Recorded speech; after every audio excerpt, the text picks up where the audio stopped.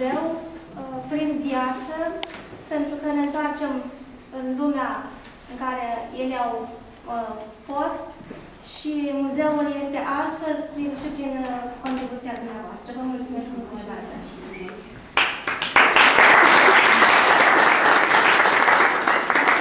Cu ocazia împlinirii a 150 de ani de la Unirea Principatelor și a 50 de ani de la deschiderea muzeului, pentru interpretarea de excepție din cadrul concertului cameral, prejurit de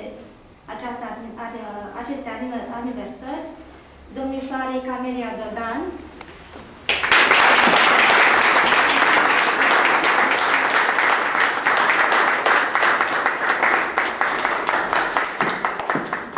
doamnei Cătălina Gelaru,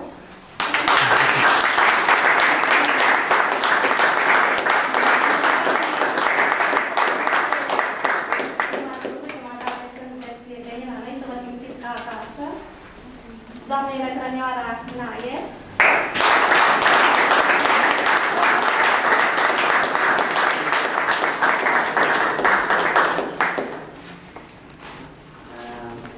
doamnei Lucie Diaconi s-au pregătit această diplomă la concertul anterior.